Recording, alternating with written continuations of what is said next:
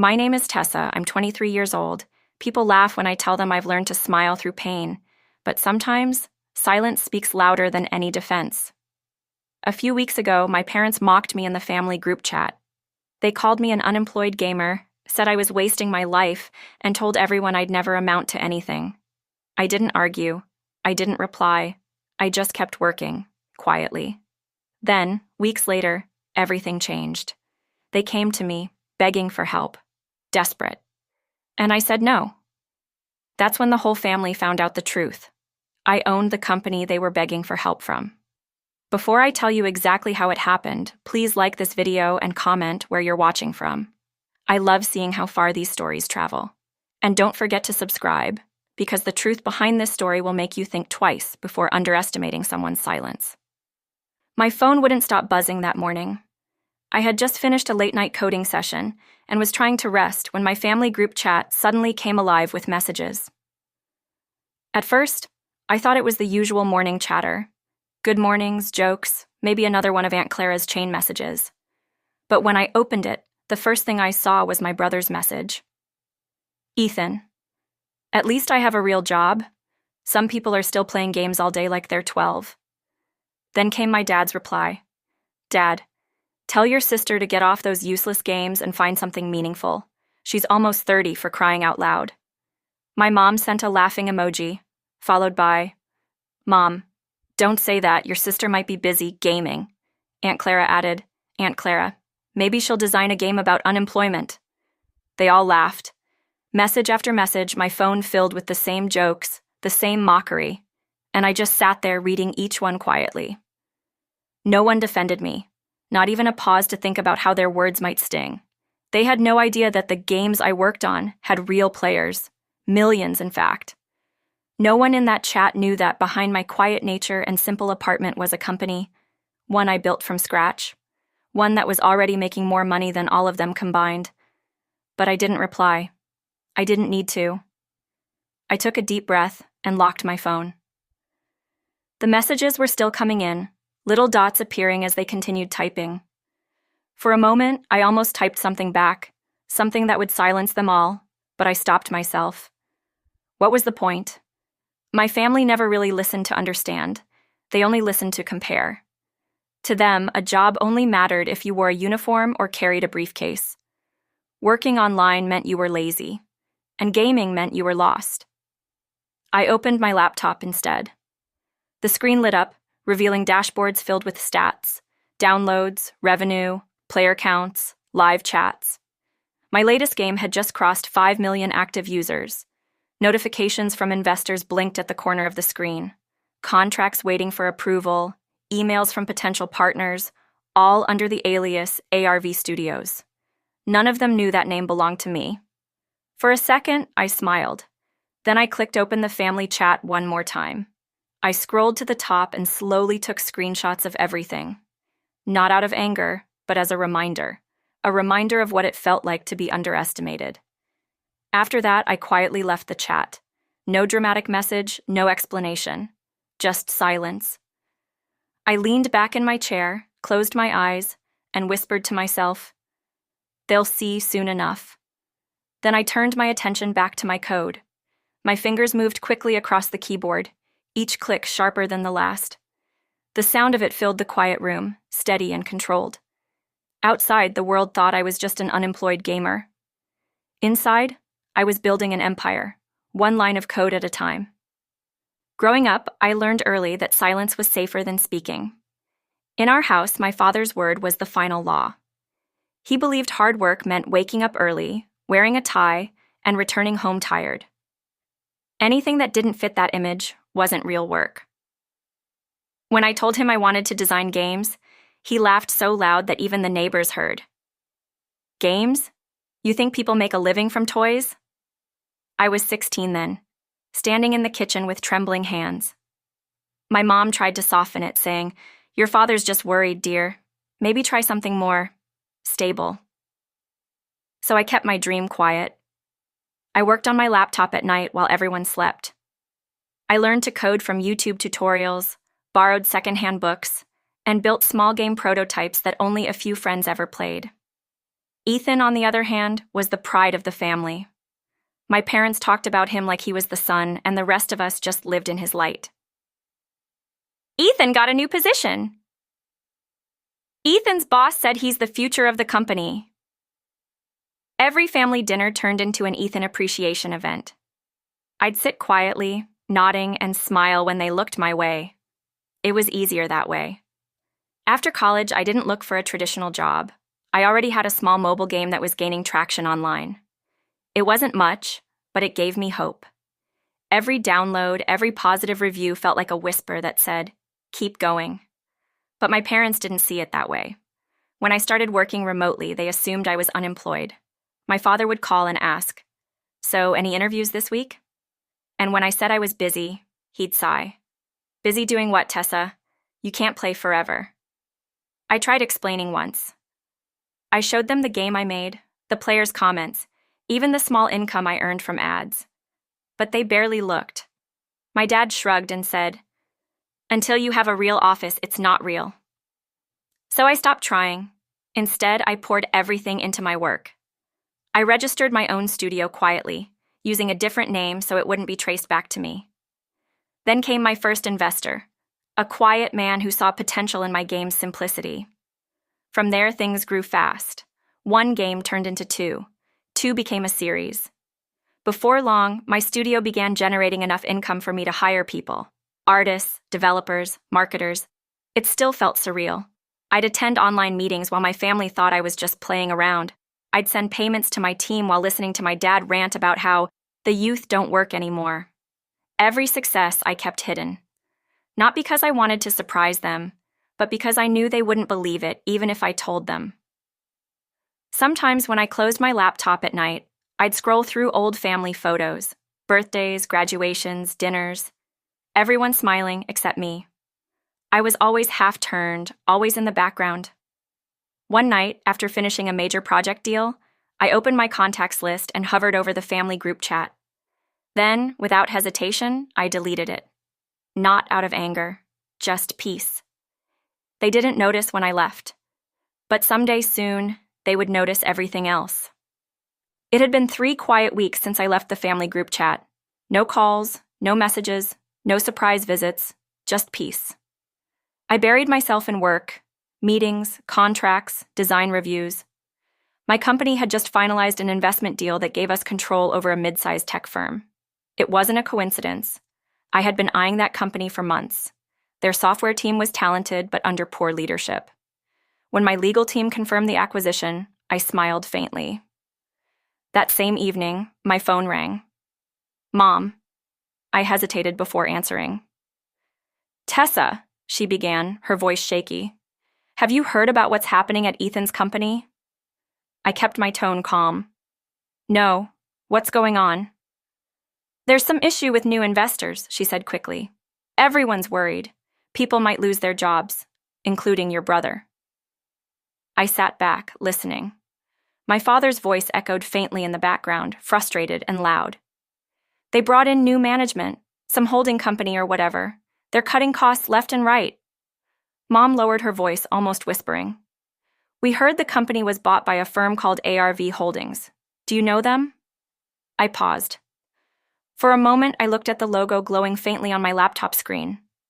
ARV Holdings, my company. "No, I don't," I replied softly.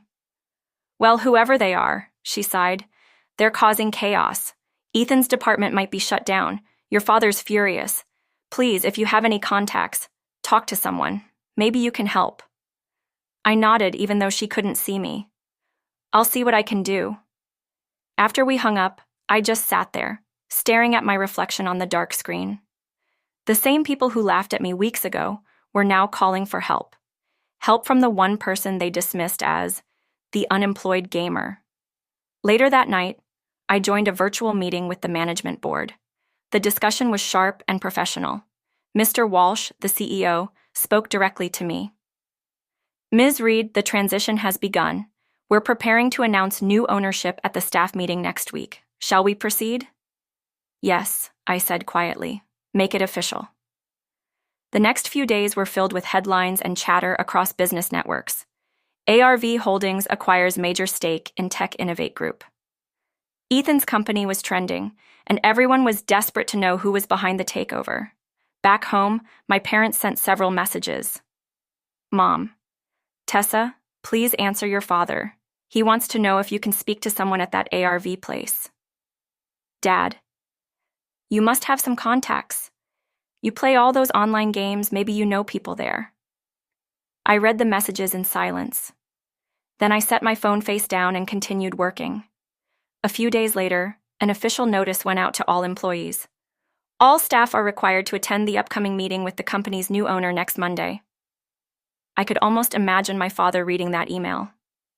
His brows furrowed, Ethan panicking beside him. They had no idea who they were about to meet, and I had no reason to warn them. Monday came faster than anyone expected. The company's headquarters was buzzing before sunrise. Staff whispered in corners, supervisors rehearsed introductions, and managers tried to guess who the mysterious new owner might be. Inside one of the glass offices, Ethan sat with my father. Both looked uneasy. My father, who had recently been promoted to a senior consultant position, kept pacing.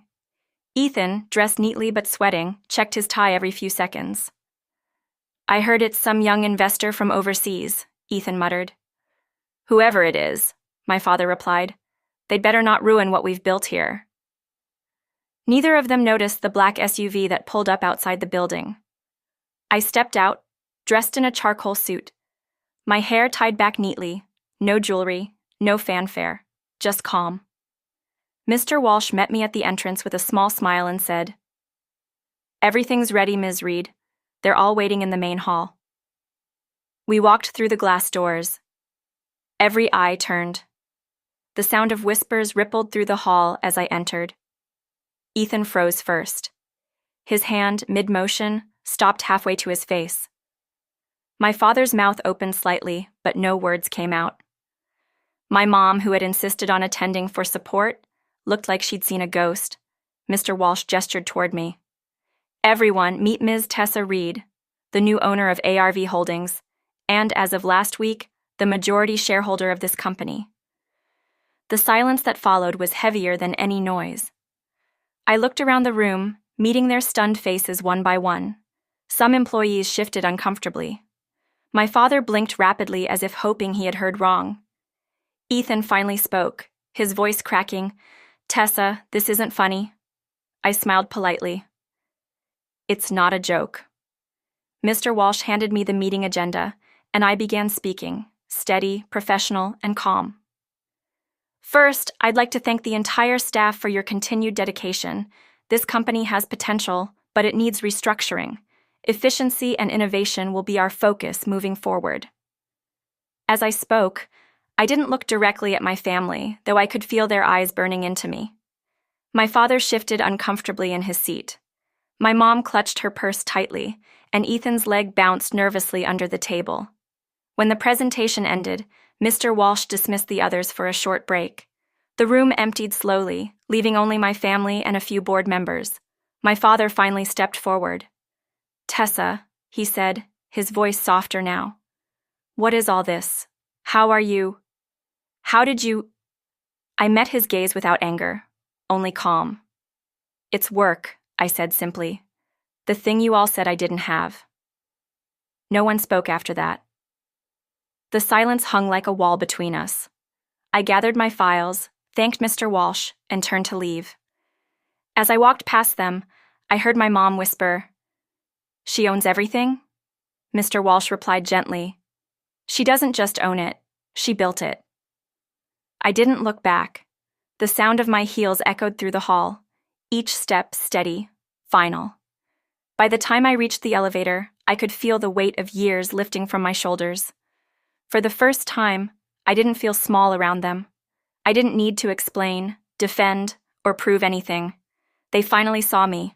Not the unemployed gamer, just me. 3 days passed after the boardroom meeting, and my phone stayed silent. No calls, no messages, no sarcastic jokes. Just silence. The same kind they once gave me when they didn't care, only this time, it came from shame. I spent those days focused on work, finalizing the transition plan, meeting new department heads, and approving project budgets. Everything moved smoothly, yet there was an odd quietness inside me. I wasn't angry. I wasn't even proud. I just felt done. On the fourth evening, my phone lit up. "Mom, we didn't know. We're sorry." Then another message. "Dad, can we talk? Just the family." I didn't reply. Instead, I placed the phone face down and went back to reviewing reports. But deep down, I knew they wouldn't stop there. The next morning, they showed up at my house. My mother was the first to speak, her voice small. "Tessa, please. We didn't mean the things we said. We were just joking. You know how families are." My father stood beside her, stiff and awkward. "Your brother's job is at risk. Maybe you could speak to someone on the board? I heard some of the new positions are being reviewed." I looked at them for a long time.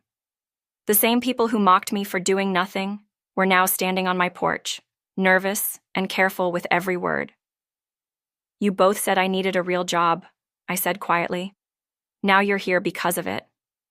My mom's eyes filled with tears. "We were wrong, Tessa. We just didn't understand. Please, your father's stressed, and Ethan, he's been miserable since that meeting." I nodded slowly and motioned for them to sit. I poured tea, just like old times, though the air felt heavier now. "Mom," I said gently, "I'm not angry, truly, but I'm tired of being the one who has to prove something. You never cared what I was building until it affected you." My dad finally spoke, his voice low. "We only wanted the best for you." "No," I replied softly. "You wanted what looked best for you." They didn't answer. The truth sat between us like a quiet shadow. After a moment, I stood. "I won't interfere with company matters. Ethan will be fine if he works hard. Everyone has the same chance there." They understood what I meant. No favoritism, no special treatment, just fairness, the one thing I never got from them. I walked them to the door. My mom turned back, eyes glistening. "You've changed." "No," I said. "I just stopped hiding." When the door closed behind them, I looked out the window toward the city skyline. In the distance, the glowing blue letters of ARV Holdings lit up the night. That name had once been just an idea, a dream I built quietly in the dark while they laughed. Now it stood tall, seen by everyone, especially the ones who never believed. I picked up my tea, took a sip, and smiled faintly. Not out of pride, but peace. Thanks for watching, and don't forget to subscribe for more.